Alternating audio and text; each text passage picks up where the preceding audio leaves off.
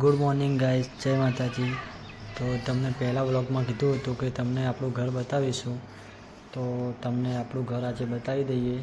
બીજા વ્લોગમાં ભાઈ ઊંઘ્યો છે પાછળ, તો ચલો તમને ઘર બતાવી દઈએ। તો અહીંયા ભાઈ ઊંઘેલો છે, અહીંયા બેડ છે, 2 તિજોરી છે, આ આપણો 2 રૂમ છે, નાનું ઘર જ છે। તો તમને બહાર ગેલેરી બતાવી દઈએ। તો બહારના ભાગમાં આપણે ઝાડ વાવેલું છે, કુંવરપાઠું છે, ગુલાબનું ફૂલ છે। તો તમે જુઓ, બહુ વૃક્ષ વાવો વરસાદના। અને તમને બહાર બતાવીશું કે જુઓ, અહીંયા બાઇક ઊભું છે આપણું, ત્યાં ઢાંકેલું હતું, વરસાદના કારણે ઢાંકી દીધું હતું। તો ચલો આપણે હવે કરી દઈએ દીવા અગરબત્તી। તો માતાજીની દીવા અગરબત્તી કરી અને પછી આપણે ચા પીશું। તો આપણો ચા રેડી છે, તો આપણે ચા અને બિસ્કિટનો નાસ્તો કરીશું। અને અહીંયા ભારતી દૂધમાં બદામ બધું નાખીને બનાવે છે કંઈક નો દૂધ શેક। તો ચલો આપણે ચા પી લઈએ।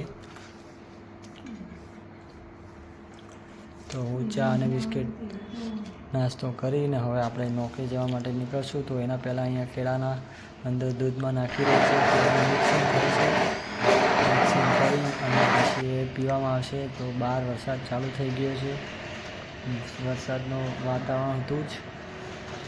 તો હવે આપણે જઈએ નોકરી માટે। તો ચલો આપણે નીકળ્યા નોકરી કરવા માટે। તો અહીંયાથી આપણે જઈશું 5-10 કિલોમીટર દૂર છે।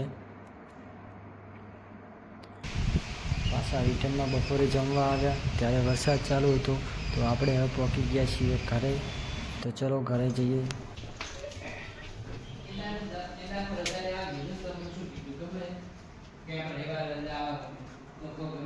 ચલો ઓય ખાવા ખાવા ખાવા।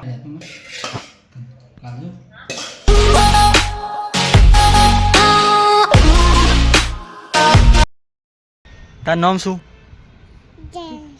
જયસિંહ। તારા પપ્પાનું નામ? આવી ગયા છીએ આપણે ઘરે। ચાલ હજી તો હવે ખાવા બનાવ કંકોડાની સબ્જી। હજી તો હવે બનાવવાનું ચાલુ જ છે। ચલો ત્યાં હાથ પગ ધોઈને દીવા અગરબત્તી કરી દઈએ। તો આપણો કંકોડાની સબ્જી અને બાજરીનો રોટલો તૈયાર છે। તો ગરમા ગરમ ખાઈ લઈએ।